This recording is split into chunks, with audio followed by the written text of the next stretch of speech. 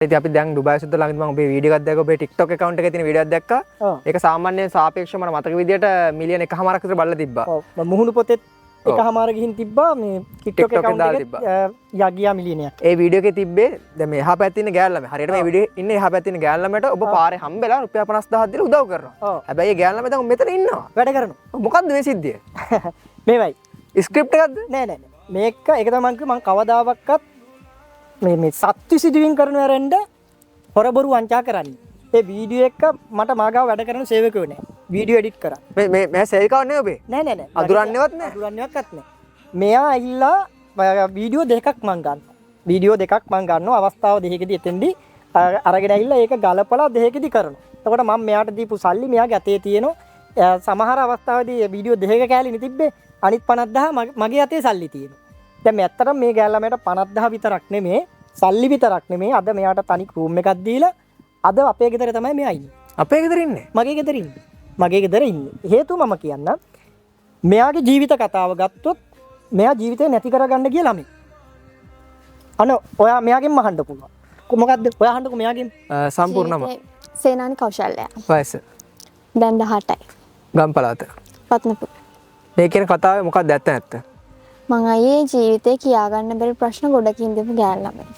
එතකොට එක තැනකදී මාව මගේ ගෙදර මිනිස්සු සහෝදරයෝ නේද හැමෝම මාව අතාරිනවා. ඔබ ඔය කියන ප්‍රකාශ හරි වගකීමෙන් කියන්න ඕනේ. මොකද ආයේ පස්සේ මේවා අපි සංස්කරණය කරන ඒවා මොකුත් නැහැ. මාව ඒක තැනකදී අතාරිනවා. හැමෝම මට යාළුවෙක්වත් නැති වෙච්ච තැනක් එනවා. පවුල කට්ටිය, ගෙදර කට්ටිය, ළඟම ඉන්න කට්ටිය. අම්මා තාත්තා පවා. මගේ කියන හැමෝම මාව අතාරිනවා අයියේ. එතකොට මට කර ගියාගන්න දෙයක් නැහැ. මට මගේ ජීවිතේ නැති කරගන්න ඒ කියන්නේ එහෙම අදහසක් ආවා. ඔබ වගේ ලස්සන ගෑනු ළමයි. මේ කියන්නේ. මට ඉඳලා වැඩක් නැහැ කියන තැනට මං ආවා. එතකොට ජීවිතේ බලාපොරොත්තුවක් දීලා ආයේ නංගිවා මෙහෙම තැනකට එන්න ඕනි කියලා ඩුබායි සුද්දයිය තමයි ජීවත් වෙන්න ආසාවක් ආය ඇති කරේ. කොහොමද ඔබ මුලින්ම ඩුබායි සුද්දා කියන්නේ සම්බන්ධ වෙන උතන්ට? මම කැමති ඔබම කියනවා නම් මේ කතාව මට අපි කවදාවත් ස්ක්‍රිප්ට් කරන්නේ නැහැ කිසිම බොරුවක් දාන්න නැහැ. මෙයා මගේ වීඩියෝ බලලා මට කතා කරා. මගේ වීඩියෝ ඔක්කොම ෆලෝ කරලා තියෙනවා. මෙයා ෆලෝ කරලා මට කතා කරා අයියේ මං ජීවිතේ නැති කරගන්න. ඔබට මං හිතන්නේ මේ වගේ කෝල් ගොඩක් එනවා දවසට. දවසට එනවා. හැබැයි මම ගොඩක් දුරට මට මේක හිතට වැදුණා. මං ජීවිතේ නැති කරගන්න. මට අම්මා නැහැ, තාත්තා නැහැ, සහෝදරයෝ නැහැ. මම ජීවිතේ වැටිලා තින්නේ අයියේ. මම මැරෙනවා.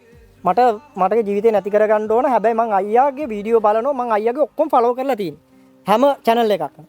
මට මේ වෙලාවේ ජීවිතේ නැගිටින්න. මට මගේ ගෙදර මටත් ෆැමිලි එකක් ඉන්නවා. මගේ ගෙදර මේ කට්ටිය කැමති නෑ මෙයාව ගෑල්ලාම එක්ක ගෙදරට ගෙනහලා තියාගන්න. නාදුනර ගෑල්ලාම. ප්‍රශ්නයක්. ඊට පස්සේ මොකද කරන්නේ? මෙයා මට කතා කරාම මම කතා කරලා මෙයාට සල්ලි දීලා වීඩියෝ එකක් කරලා මෙයාගේ ප්‍රශ්න ගැන කතා කරලා අහලා මෙයාගේ අම්මා විතරයි මෙයාට කතා කරේ. මෙයාගේ ප්‍රශ්නේ. ඒක මෙයාගේ පෞද්ගලික ප්‍රශ්නේ මට සමාජගත කරන්න බෑ මේ ළමෙක් ගෑල්ලාමෙක්. ඉතින් මෙයාගේ ප්‍රශ්නේදී මම මෙයාට හිතුවා උදව් කරා. මම අපේ ගෙදරට කතා කරා. දැන් අද අපේ ගෙදර කට්ටියත් එක්ක මෙයා ඉන්නවා. මෙයා මං ගාව සේවිකාවක් හැටියට වැඩ කරනවා. ඊට අමතරව මෙයා මගේ මොකද රැකියාව? රැකියාවක් කියන්නේ මේ රැකියාවක් මට මාගාව දෙන්න නෑ.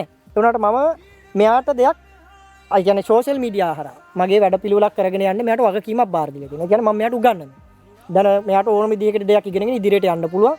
මම මෙයාට අධ්‍යාපනයක් දීලා මම බලාපොරොත්තු වෙනවා තව මාස 6ක් 7ක් විතර අධ්‍යාපනයක් දීලා මෙයාව රට යවන්න. ඩුබායි යවන්න. ඩුබායි එකට යවලා ජොබ් එකකට යවන්න මම බලාපොරොත්තුවක් වෙනවා. ඒ වගේම අපේ ගෙදර ඉන්න කට්ටියත් එක්කම හිත දිනාගෙන මෙයා ඉන්නේ. දැන් මෙයා මට සහෝදරියෙක්.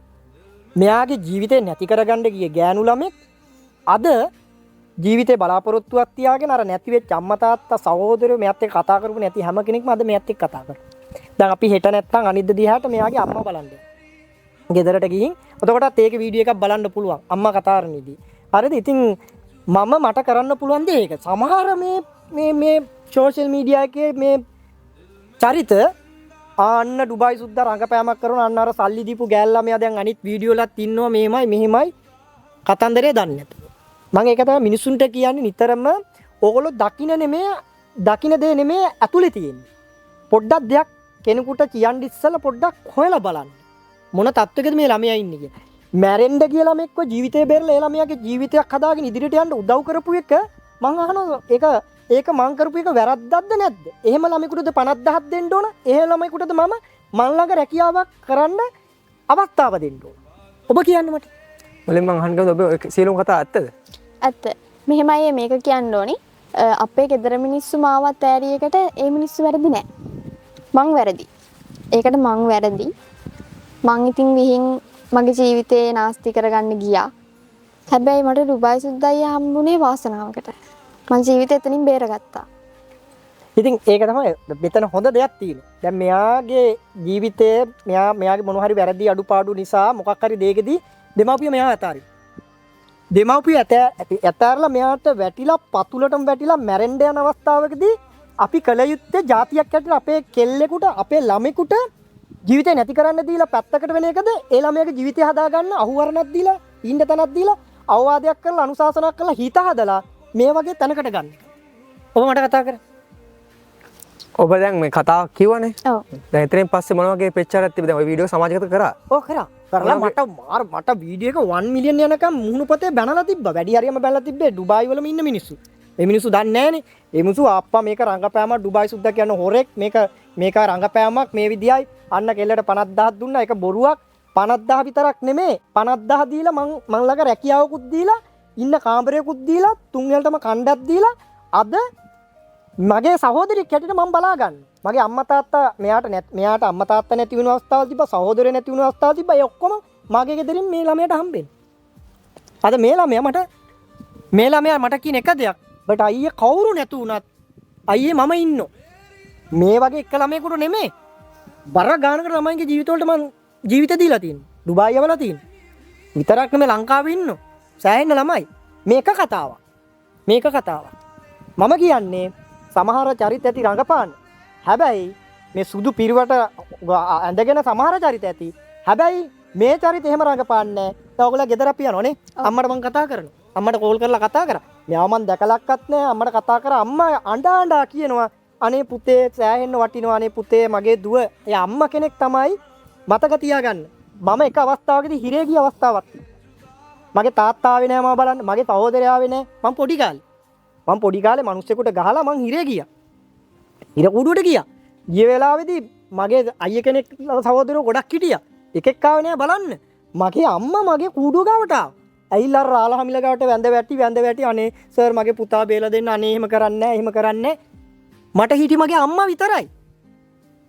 අම්මා කෙනෙක් විතරයි දරුවෙකුගේ වේදනාව 100%ම දන්නේ.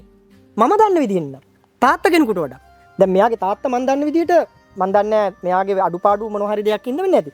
උනාට මෙයාව ඇතෑරියා. තාම අම්මා ඇතෑරලා නැහැ. තාම අම්මා කතා කරනවා. ඉතින් අපි යනවා දැන් ඉදිරියේදී මේගොල්ලන්ගේ ගෙදරට ඒකේ වීඩියෝ එකක් දානවා. අම්මත් එක්ක කතා කරන්නේ. මේක මිනිස්සු මේව දැනගන්න ඕනේ. මේක බොරු දේවල් නෙමෙයිනේ. මිනිස්සු දැනගන්න ඕනේ. හැබැයි මතක තියාගන්න මේ ළමයා තාම ළමෙක්. මේ ළමයාගේ ජීවිත කතාව මට කියන්න බෑ, සමාජගත කරන්න බෑ. සමාජගත කරන්න බැරි හේතුව තාම ළමෙක්. මේ ළමයා තව කසාදයක් බඳලා ඉදිරියට ගිහින් පෞල් ජීවිතයක් ගතට ඉදිරියේදී යන්න ඕන. අපේ කෙල්ලෙක්. නිසා මම ඒක සමාජගත කරන්නේ. කවුරු හරි පෞද්ගලිකව ඇහුවොත් අපිට කියන්න පුළුවන් මේ පුද්ගලයා මේ කතාන්දරේ මොකද්ද කියලා. හැබැයි අපිට මෙයා තාම තරුණ ගෑල් ළමයි. මෙයාට ජීවිතයක් තියෙනවා. දැන් මෙයා ජීවිතේ ගොඩනගලා. අද මුළු රටේම ප්‍රසිද්ධයි මෙයාව දන්නෝ. ඩුබායි සුද්දයි ගාව වැඩ කරන ළමයා. මෙයා මගෙන් දෙයක් ඉගෙනගෙන ඉදිරියට අරගෙන අපි මම මෙයාව හැමදාම සේවකෙක් විදිහට වැඩ ගන්නනේ. මම මෙයාට මෙයාගේ අනාගතය හදාගන්න යන මාර්ගෙ පෙන්නලා මෙයාව එතෙන්ට යවනවා. එතනින් පස්සේ මට ප්‍රශ්නයක් නැහැ. නේද?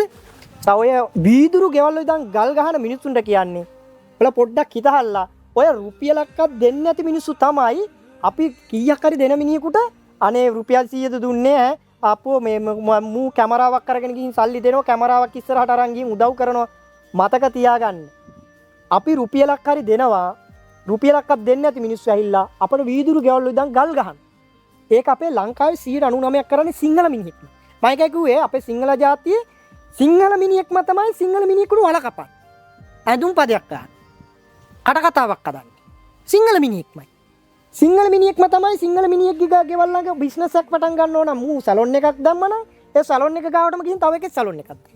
ඔතන අර සිංහල මිනිහට බිස්නස් එකක් කරන්න නෑ. අපේ මිනිහෙක්ම තමයි අපේ මිනිහෙකුට වල කපන්නේ. අපේ මිනිහෙක්ම තමයි අපේ මිනිහෙකුට නැති වෙන්න මඩ ගහන්නේ. මතක තියාගන්න අපේ කම කියන්නේ ඕක නෙමෙයි. හැමෝම එකමුතුකමෙන් අපේ මිනිහෙකුට දිනු වෙන්න අතහිත දීලා අපේ කෙනෙකුට වරදක් වුණ වෙලාවක අපේ කෙල්ලෙකුට හෝ කොල්ලෙකුට වරදක් වුණ වෙලාවක ඒ කොල්ලව වරදෙන් බේර අරගෙන ඒ කොල්ලට අනාගතයක් අපි හදලා දෙන්න ඕනේ. ඒක තමයි යකෝ සිංහලකම කියන්නේ. හරිද? නිසා මේක අර බැනලා කමෙන්ට් දාපු මිනිස්සුන්ට මට අනිවාර්යෙන්ම කියලා දෙන්න උමනාවක් තිබ්බ මේ ළමයවත් ඉස්සරහට අරගෙන. අවසාන ප්‍රශ්න ඔබ මේ විදිහට අහනවා. මට කියන්න දැන් ඔබට යම්කිසි ප්‍රශ්න මාලාවක් වුණා. පෞද්ගලික ප්‍රශ්න එක. ඩුබායි සුද්දාව හම්බෙනවා. තනි වචනෙන් කියමු ඩුබායි සුද්දා මොන වගේ චරිතයක්ද ඔබ හිටපු ඒ අවස්ථාවේදී? මට නම් දෙවි කෙනෙක්. කමෙන්ට් කිරීම ඔබ සතුයි. මේ වීඩියෝ එකටත් කැමති කට්ටියට බනින්න පුළුවන්, කැමති කට්ටියට හොඳ කියන්න පුළුවන්. ඔව්. විවෘතව අදහස් දක්වන්න අපි බලමු එතනින් පස්සේ මොකද්ද කරන්න කියලා.